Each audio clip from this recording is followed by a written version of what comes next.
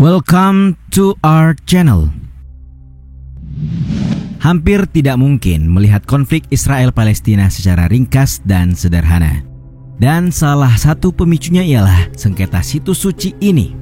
Orang Palestina menyebutnya Kompleks Al-Aqsa dan orang Yahudi mengenalnya sebagai Temple Mount atau Bukit Bait Suci. Bagi yang baru melihatnya, ini merupakan situs tersuci dalam Yudaisme dan situs tersuci ketiga dalam Islam yang membuatnya menjadi salah satu situs paling diperebutkan di dunia. Lantas siapa sebenarnya pemilik sah tanah tersebut? Dan bagaimana situs ini menjadi titik api terbesar dalam konflik Israel-Palestina? Mari kita telusuri.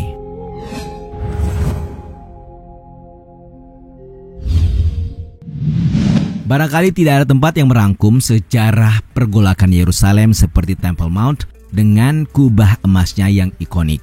Disinilah kisah, harapan, dan aspirasi dari tiga agama bertemu. Namun, jika setiap agama mengklaim sebagai miliknya, lantas siapa sih yang berhak memilikinya? Nah, untuk menjawabnya kita mesti melihatnya dari kacamata masa lalu. Seperti diketahui dalam tradisi Yahudi, batu pipih besar di tengah kompleks Temple Mount adalah pusat alam semesta. Disinilah Tuhan meniupkan kehidupan kepada Adam, dan di mana Abraham hampir mengorbankan putranya, serta di mana Raja Solomon dari Israel mendedikasikan kuil untuk Tuhan 3000 tahun yang lalu. Diketahui Solomon ingin mengubahnya menjadi kuil permanen yang diharapkan menarik peziarah dari segala penjuru. Pada saat itu orang Israel merupakan satu-satunya penganut monoteis di dunia. Jadi raja menginvestasikan sumber daya yang besar untuk menjadikan kuil Yahudi sebagai tujuan peziarah dari semua bangsa. Solomon mendapatkan keinginannya. Kaisar dan raja berbondong-bondong ke Yerusalem dengan persembahan, hadiah, senjata, dan ambisi kekaisaran.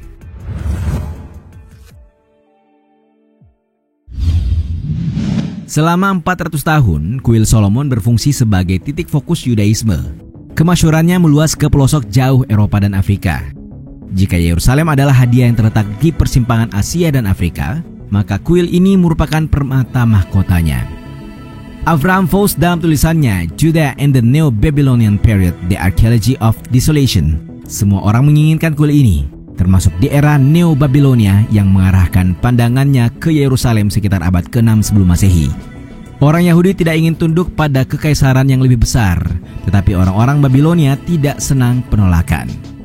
Mereka menjarah Yerusalem, menghancurkan bait suci, dan menyeret sebagian besar orang Yahudi ke pengasingan. Namun kemudian sesuatu yang luar biasa terjadi. Penguasa Persia Cyrus Agung yang naik ke tampuk kekuasaan membiarkan orang Yahudi kembali ke tanah mereka. Mereka juga membangun ulang kuil. 71 tahun setelah kehancuran pertama, kuil kedua dibuka. Seperti pendahulunya, kuil kedua sangat megah, terutama ketika Raja Boneka Romawi Herodes memulai ekspansi pada abad 1 sebelum Masehi. Namun renovasi Herodes tidak bertahan lama, karena sejarah kembali berulang. Ya, kekaisaran lain mengincar Yerusalem dan seperti sebelumnya, orang Yahudi menolak tunduk. Pada tahun 70 Masehi, orang Romawi mengulang yang dilakukan Babilonia.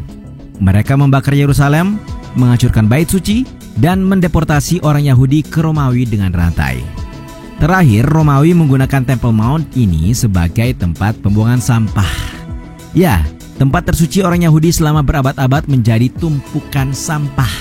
Semua yang tersisa dari bait suci dimasukkan ke dalam bagian dinding penahan. Sebagian kecil tembok penahan barat menjadi tempat ziarah umat Yahudi, simbol kebanggaan Yahudi dan tragedi yang mereka alami sepanjang sejarah. Pertanyaannya, mengapa orang Yahudi berkumpul di sana? Mengapa beribadah di antara sampah dan reruntuhan? Satu hal yang perlu digarisbawahi adalah tempat ini lebih dari sekadar tembok.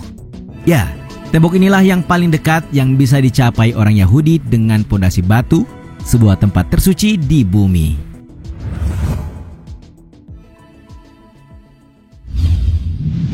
Lantas, bagaimana tempat ini bisa memiliki kubah berwarna emas seperti sekarang? Semua bermula ketika tempat tersebut dikuasai Islam. Seperti diketahui, situs paling suci dalam Islam adalah Mekah, yang berjarak 17 jam perjalanan darat dari Yerusalem bila menggunakan mobil. Namun, Nabi Muhammad SAW tidak mengemudi. Dalam tradisi Islam, sang Nabi melakukan perjalanan dari Mekah ke Yerusalem dalam satu malam dengan menunggangi makhluk bersayap yang disebut Borak. Dari sana, ia lalu menuju surga untuk bertemu dan berdoa dengan para nabi lainnya. Jadi ya, situs ini juga merupakan situs terpenting dalam kepercayaan Islam. Islam menyebar dengan cepat melalui Levant, dan pada abad ke-7 Masehi, tanah suci ini menjadi bagian dari Kekaisaran Arab yang berkembang. Nah, untuk memperingati perjalanan Nabi Muhammad SAW, Khalifah Umayyah membangun kuil yang indah, tempat di mana ketiga agama Abrahamik bertemu. Hanya saja, bagaimana situs ini dalam tradisi Kristen?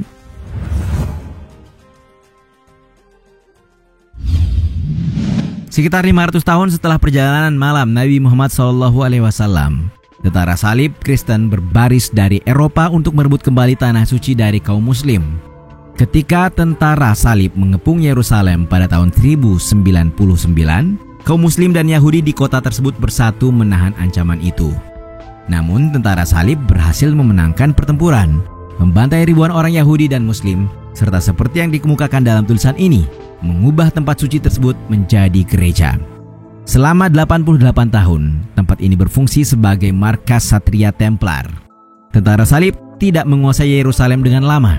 Pasalnya di tahun 1187, Saladin atau Salahuddin Al-Ayyubi berhasil mengalahkan pasukan Kristen dan mengambil alih Temple Mount di tangan Muslim sejak saat itu. Terlepas kenyataan hari ini bahwa Temple Mount berada di Yerusalem, ibu kota negara Yahudi, berbalik ke pertanyaan awal. Siapa yang memiliki tempat itu sekarang? Apakah Muslim atau Yahudi?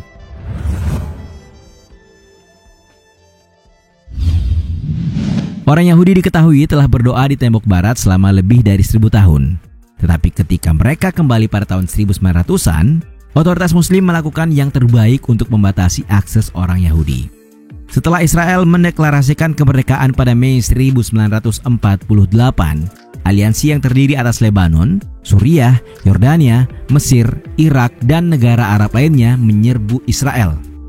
Namun perang tersebut berakhir dengan kekalahan aliansi. Dari tahun 1948 hingga 1967, tidak ada orang Yahudi yang dapat mendekati tembok barat. Tetapi semua berubah ketika tegangan meledak di tahun 1967. Perang 6 hari itu mengubah konstelasi Timur Tengah secara umum, dan Israel secara dramatis memperluas perbatasannya, mendapatkan kembali kendali atas kota tua Yerusalem. Dalam sepekan, 1/4 juta orang Yahudi telah berbondong-bondong ke tembok. Setelah 2000 tahun menunggu, Temple Mount sekali lagi berada di bawah kendali Yahudi.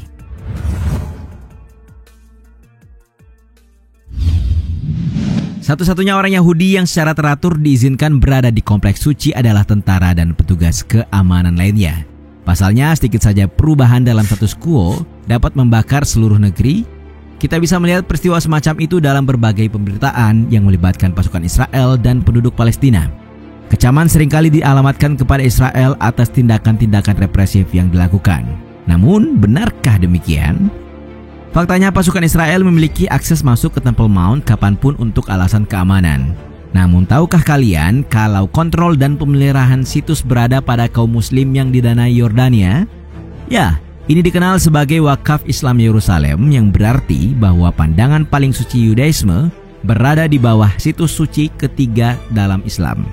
Terletak di wilayah yang dikuasai Israel dan dipercayakan kepada organisasi keagamaan Muslim yang didanai negara lain.